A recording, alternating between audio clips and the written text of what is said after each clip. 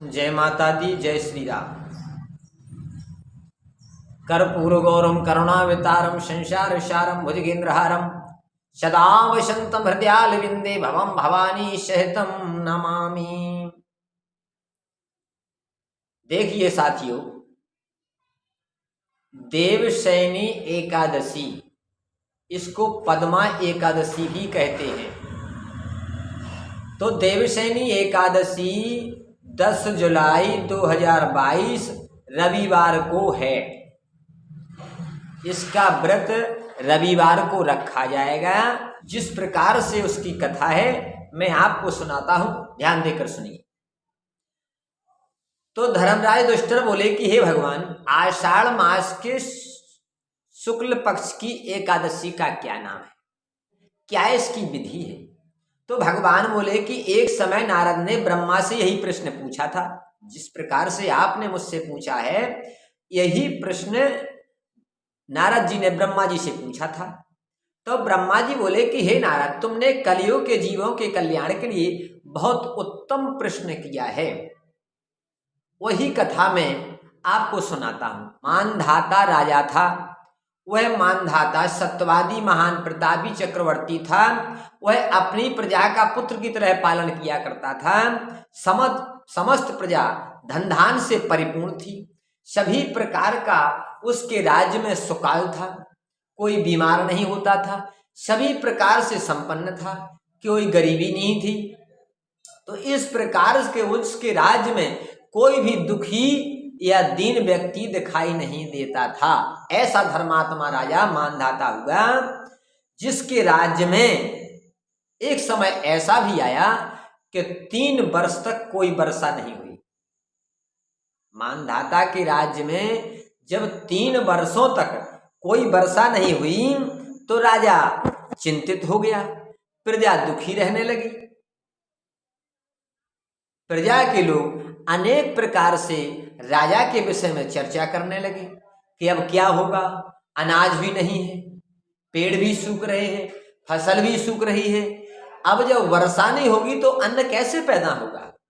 तो ऐसा प्रजाजन विचार करते हैं, दुखी होते हैं और अपना दुख का कारण अपने ही राजा मानधाता को सुनाने के लिए उनके दरबार में उपस्थित हो जाते हैं। तो राजा से पूछते हैं कि हे महाराज, ऐसा कैसा राज्य है आपका? हम सभी प्यास से मर रहे हैं, भूख से परेशान हैं। इस नगर में, इस राज्य में कहीं ऐसे नहीं दिखता है कि वर्षा हो जिससे हम सभी मनुष्यों का उद्धार हो सके। कैसे जीवन चलाएं, क्या खाएं, क्या पिएं? परेशान हो गए महाराज, इस दुख का निवारण कीजिए। तो मानधाता ने अपने हृदय में विचार किया कि मैंने अपनी प्रजा का पुत्र की तरह पालन किया है, सभी नर नारियों को सुख दुख में साथ दिया है और अनेक कुआ बावड़ी ब्राह्मणों को दान, संतों को दान, संतों की सेवा, संतों के भोजन, गरीबों को दान, गरीबों का भोजन, सारी धर्म प्राण से यज्ञ, जप, तप, होम इत्यादि सारे धर्म किए, फिर भी हमारे यहाँ, हमारे राज्य में वर्षा नहीं होती है। ऐसा क्या कारण है? राजा बहुत ही चिंतातुर होकर के अपने विशेष मंत्रियों को लेकर के और जंगल की ओर निकल गया। जंगल में घूमते घूमते, भ्रमण करते करते उन्हें अंगरा ऋषि का आश्रम वहां पर दिखाई दिया। तो अंगरा ऋषि के आश्रम में गए। यहाँ मुनि अत्रि नित्य कर्म से निवृत्त हुए थे।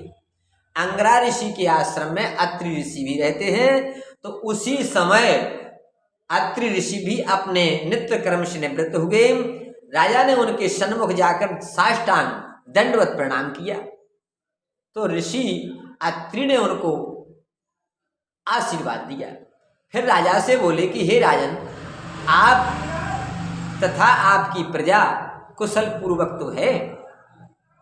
तो राजन बोले कि महाराज, आपकी कृपा से सभी कुशलता है, लेकिन महाराज एक दुख आन पड़ा है, उस निवारण के लिए हम आपके पास आए हैं।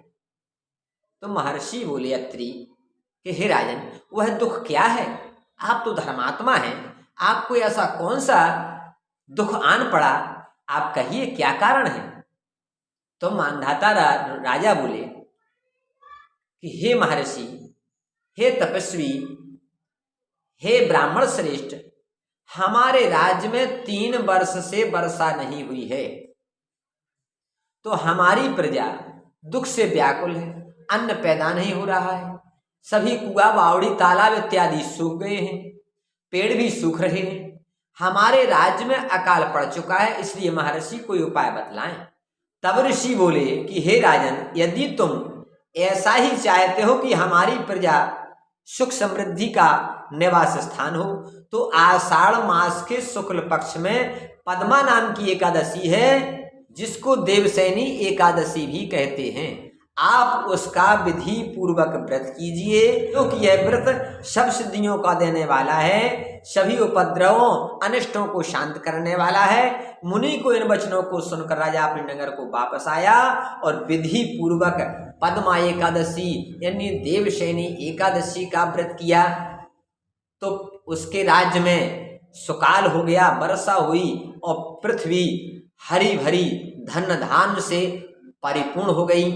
तो इसी बीच कुंती पुत्र युधिष्ठिर बोले कि हे भगवान, विष्णु भगवान का शयन व्रत किस प्रकार किया जाता है, सो सब कृपा पूर्वक कहिए। कृष्ण भगवान बोले कि हे राजन, आओ मैं आपको विष्णु के शयन का व्रत कहूंगा, आप ध्यान पूर्वक सुनिए। साथ ही चतुर्मास का व्रत भी कहूंगा कि चतुर्मास व्रत किस प्रकार करना चाहिए, ध्यान देकर सुनिए। जब सूर्य नारायण कर्क राशि में स्थित हो, तब श्री विष्णु भगवान को शयन कराना चाहिए। सूर्य नारायण के तुला राशि के आने पर भगवान को उठाना चाहिए। आषाढ़ मास के शुक्ल पक्ष की एकादशी का विधि पूर्वक व्रत करना चाहिए। उस दिन विष्णु भगवान की प्रतिमा बनानी चाहिए। चतुर्मास व्रत नियम से करना। सबसे प्रथम उस प्रतिमा को स्नान कराना, फिर सफेद वस्त्रों को धारण कर तकियादार सैया कर शयन कराना चाहिए। तकिया बिछा करके स्वयं कोमल गौ के दूध के फैन के समान सैया को स्थापित करे, उन पे अनेक प्रकार के चंदन, सुगंधित द्रव्य और फूल इत्यादि बिछा करके भगवान की स्तुति करते हुए भगवान को पौढ़ाना चाहिए, उनकी शयन कराना चाहिए और प्रार्थना करे कि हे भगवान, मैंने आपको शयन कराया है, आपके शयन से संपूर्ण विश्व सो जाता है। इस तरह विष्णु भगवान के सामने हाथ जोड़कर प्रार्थना करें। आप जब 4 मास तक शयन करें, तब तक मेरे चतुर्मास व्रत को निर्विघ्न निभाते रहना, ऐसी प्रार्थना करते हुए भगवान को शयन कराए।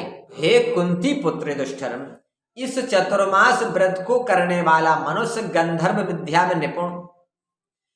तो मनुष्य चतुर्मास व्रत में ब्राह्मणों को शाक फल आदि देते हैं, अंत में यथाशक्ति दान दक्षिणा वस्त्र आदि देते हैं, वह सुखी राज योगी हो जाते हैं। शाक फल देवता मनुष्यों को प्रीत था, उनके देने से देवता प्रसन्न होते हैं। जो मनुष्य संतों की सेवा करते हैं, चतुर्मास में व्रत करते हुए कुछ जैसे लहसुन, प्याज, बैगन, मदादिक पदार्थ का सेवन करते हैं, वह नरक में जाते हैं। चतुर्मास में मदादिक पदार्थों का सेवन नहीं करना चाहिए। जो और व्रत के अंत में सौंठ मिर्च आदि का दान करते हैं, वह करोड़ों युगों तक स्वर्ग में निवास करते हैं। जो लोग चतुर्मास व्रत में तंबाकू खाना छोड़ देते हैं, उनसे देवता प्रसन्न हो जाते हैं, अनंत धन की प्राप्ति हो जाती है। चतुर्मास में जो ब्राह्मणों को मीठा भोजन कराते हैं, उन्हें संपत्ति और कीर्ति मिलती है और इस लोक में शुभ होकर अंत में शिवलोक को जाते हैं, इसमें संशय नहीं है। भगवान की प्रसन्नता के लिए ब्राह्मणों को दही से युक्त भात खिलाना चाहिए। यदि वह नित्य ना हो सके तो अष्टमी, अमावस्या, पूर्णमासी प्रत्येक रविवार या शुक्रवार को खिलाना चाहिए। इस व्रत की समाप्ति में भूमि दान करना चाहिए। यदि भूमि दान ना हो सके तो वस्तु स्वर्ण से युक्त पादुका दान अवश्य करे। ऐसा करने से इस लोक में धन धान पुत्र विष्णु भक्ति मिलती है और अंत में विष्णु लोक को चला जाता है। चतुर्मास व्रत में जो मनुष्य प्रजापत्य का व्रत करते हैं, इसके समाप्त में गौदान करते हैं और ब्राह्मणों को भोजन कराते हैं, वह समस्त पापों से छूटकर ब्रह्मलोक में निवास करते हैं। जो मनुष्य दोनों ऋतुओं में केला के पत्र, पलाश के पत्तों पर भोजन करते हैं, ब्रह्मचर्य व्रत का पालन करते हैं, नहीं खाते, उनके समस्त पाप नष्ट हो जाते हैं। चतुर्मास व्रत के प्रभाव से ब्राह्मण घात करने वाला, शराब पीने वाला, बालकों को मारने वाला, असत्य भाषण करने वाला, स्त्री को मारने वाला, किसी के व्रत को बिगाड़ने वाला, अगम गमन करने वाला, पर स्त्री गमन करने वाला, विधवा गमन करने वाला, ब्राह्मण से भोग करने वाला, इस सब के पाप नष्ट हो जाते हैं, केवल वह चतुर्मास का व्रत कर ले तो। चतुर्मास व्रत के अंत में जो मनुष्य ब्राह्मण को आभूषण युक्त चंदन सहित गाय दान करता था, उसे अष्टरस युक्त भोजन कराते हैं, उन्हें विष्णु रूप प्राप्त हो जाता है। जो मनुष्य भगवान के शयन करने पर नित्य प्रति रात्रि जागरण करते हैं तथा अंत में ब्राह्मणों को भोजन कराते हैं, उन्हें शिवलोक की प्राप्ति हो जाती है। चतुर्मास व्रत में जो मनुष्य नित्य प्रति एक समय खाकर ही रहते हैं, उन्हें अनंत कोटि फलों की प्राप्ति हो जाती है।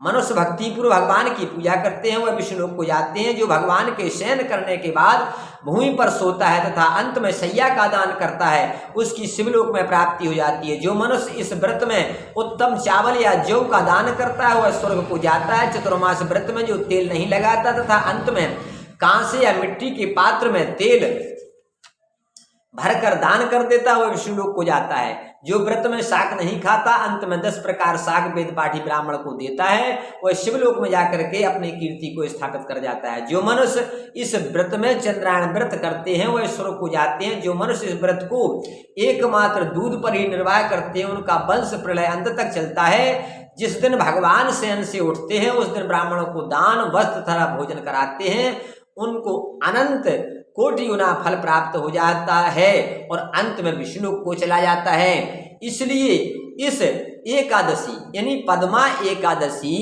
का अनंत फल प्राप्त करने के लिए चतुर्मास व्रत करना चाहिए। चतुर्मास व्रत में विशेषकर मद वाली चीजें बिल्कुल ही त्याग कर देनी चाहिए। शराब है, गांजा है, भांग है, अनेक प्रकार की जो मद उत्पन्न करती है, नशीली चीजें हैं, उनका कतई भी सेवन ना करें और किसी प्रकार का सत्य भाषण, चुगली, अत्याचार, किसी भी प्रकार का अवैध कार्य ना करे। जब ऐसा वो निभा ले जाता है तो अनंत कोटि फल प्राप्त हो जाता है, इसमें कोई संशय नहीं है। यह एकादशी वेदों में वर्णन है, इसमें कहीं भी कोई संशय की गुंजाइश नहीं है। जय माता दी, जय श्री राम।